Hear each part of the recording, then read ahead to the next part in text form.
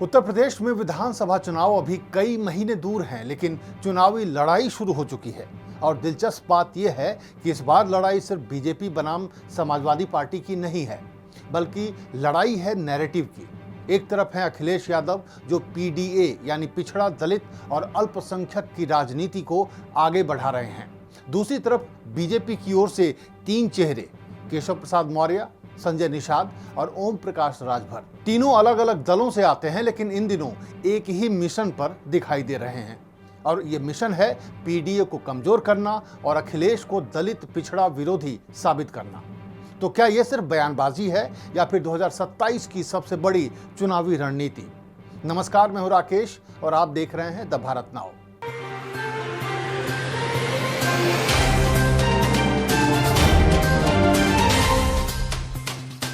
2024 के लोकसभा चुनाव में समाजवादी पार्टी ने जो प्रदर्शन किया, उसके पीछे सबसे बड़ी वजह मानी गई पीडीए की सोशल इंजीनियरिंग। अखिलेश यादव ने यादव मुस्लिम की पारंपरिक राजनीति से आगे बढ़कर गैर यादव पिछड़ों, दलितों और अल्पसंख्यकों को जोड़ने की कोशिश की और इसका फायदा उन्हें कई सीटों पर मिला। यही वजह है कि बीजेपी अब पीडीए को केवल राजनीतिक नारा नहीं, बल्कि चुनौती मानकर चल रही है। बीजेपी ने अखिलेश यादव के पीडीए की काट के लिए राजनीति की बिसात पर जिन तीन मोहरों को आगे किया है, उनके नाम है केशव प्रसाद मौर्य, संजय निषाद और ओम प्रकाश राजभर। अगर ध्यान से देखें तो तीनों नेताओं के बयान लगभग एक जैसी लाइन पर चल रहे हैं। शुरुआत करते हैं केशव प्रसाद मौर्य से। वे लगातार कह रहे हैं कि पीडीए नहीं है, ये परिवार डेवलपमेंट एजेंसी है। मतलब अखिलेश केवल अपने परिवार और यादव समाज की राजनीति करते हैं। वो पीडीए, पिछड़ा, दलित, अल्पसंख्यक फॉर्मूले को एक बड़ा छलावा और छद्म राजनीति करार देते हैं।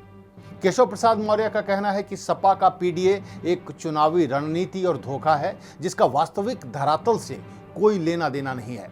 उनका कहना है कि सपा सिर्फ यादव और मुसलमानों के लिए काम करती है, और जो सबसे बड़ी बात वो कहते हैं वो है कि सपा दलित विरोधी है। अब देखते हैं बीजेपी का दूसरा मोहरा, जो है संजय निषाद।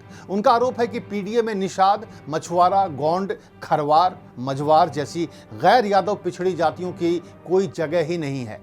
उनका कहना है कि समाजवादी पार्टी पिछड़ों की नहीं, बल्कि सिर्फ एक खास जाति की राजनीति करती है। इतना ही नहीं, संजय निषाद ने तो यहां तक कहा कि सपा के 25 सांसद हमारे संपर्क में हैं और जल्द ही सपा में फूट होने जा रही है।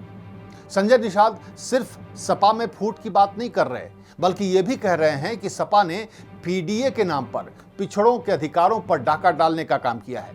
समाजवादी पार्टी सिर्फ तुष्टीकरण की राजनीति कर रही है। उनकी माने तो सपा दलित पिछड़ों का वोट लेकर मुस्लिमों के लिए काम करती है। बीजेपी का तीसरा सबसे मजबूत मोहरा है ओम प्रकाश राजभर। संजय निषाद की तरह राजभर भी कह रहे हैं कि सपा में बहुत जल्द बगावत होने वाली है। तमाम लोकसभा सांसद अखिलेश यादव का साथ छोड़ देंगे। इसके लिए मुरादाबाद की सांसद रुचि वीरा की तरफ भी वो इशारा करते हैं। इतना ही नहीं, ओम प्रकाश राजभर सपा के पीडीए फॉर्मूले पर निशाना साधते हुए पीडीए का नाम ही बदल देते हैं। राजभर ने कहा कि पीडीए का मतलब पीट देगा अहीर और दूसरा मतलब पीट देगा अल्पसंख्यक। ओम प्रकाश राजभर कहते हैं कि सपा नेताओं को यह गलतफहमी नहीं पालनी चाहिए कि वो दलितों पर होने वाले अत्याचारों के मामले को सार्वजनिक नहीं करेंगे। उन्होंने कहा कि यूपी पुलिस के आंकड़े बताते हैं कि प्रदेश में दलितों और शोषितों पर अत्याचार करने के मामले में सबसे ज्यादा यादव और मुस्लिम आगे हैं। राजभर के कहने का मतलब यह है कि दलितों पर सबसे ज्यादा अत्याचार यादव और मुस्लिम कर रहे हैं, जो सपा का वोट बैंक हैं। यहां सबसे बड़ा सवाल यह है कि बीजेपी ने इन तीन चेहरों को क्यों आगे किया। बीजेपी चाहती तो सीएम योगी आदित्यनाथ भी अखिलेश यादव और उनके पीडीए फॉर्मूले पर हमला कर सकते थे।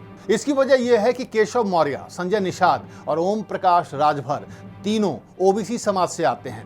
यानी बीजेपी ओबीसी चेहरे से ओबीसी वोटरों तक संदेश भेज रही है। साफ साफ संदेश दिया जा रहा है कि पीडीए का मतलब सभी पिछड़े नहीं, बल्कि सिर्फ यादवों की राजनीति है, और यही चुनावी परसेप्शन बनाया जा रहा है।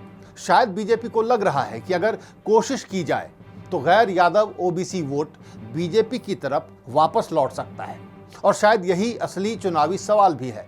2017 और 2022 में बीजेपी की सबसे बड़ी ताकत गैर यादव ओबीसी और गैर जाटव दलित वोट रहे।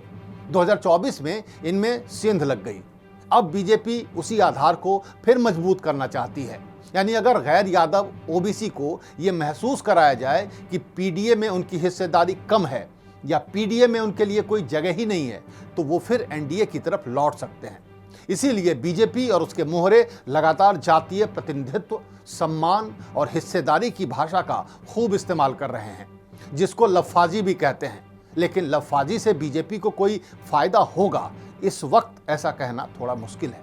क्या केवल बयानों से पीडीए कमजोर हो जाएगा या बीजेपी को जमीनी स्तर पर गैर यादवों, पिछड़ों के बीच भरोसा बनाना होगा? अब सवाल यह उठता है कि बीजेपी की इस बदली और आक्रामक रणनीति से क्या अखिलेश यादव दबाव महसूस कर रहे हैं? फिलहाल यह कहना अभी जल्दबाजी होगी, क्योंकि अखिलेश यादव लगातार दावा कर रहे हैं कि पीडीए सामाजिक न्याय का मॉडल है। उन्होंने बीजेपी पर विपक्षी दलों को तोड़ने की राजनीति का भी आरोप लगाया और अपनी पार्टी में टूट के दावों को खारिज कर दिया। तमाम बयानबाजी के बावजूद सपा की पूरी रणनीति पीडीए फॉर्मूले पर ही 2027 के चुनाव लड़ने की है और शायद इसीलिए केशव, राजभर और निषाद की तिकड़ी ने सपा को दलित ओबीसी विरोधी साबित करने में जी जान से जुट गई है। ऐसे में अखिलेश यादव के लिए अपने समीकरण को बचाए रखना मुश्किल हो रहा है। अब देखना है शहमात के इस खेल में कौन किस पर भारी पड़ता है। दरअसल यूपी की राजनीति अब केवल हिंदुत्व बनाम समाजवाद की नहीं रही। अब लड़ाई ओबीसी बनाम ओबीसी नैरेटिव की बनती जा रही है। एक तरफ अखिलेश यादव कह रहे हैं पीडीए सामाजिक न्याय का नया मॉडल है, दूसरी तरफ बीजेपी और उसके सहयोगी यही साबित करने में जुटे हैं कि पीडीए वास्तव में यादव राजनीति का नया नाम है।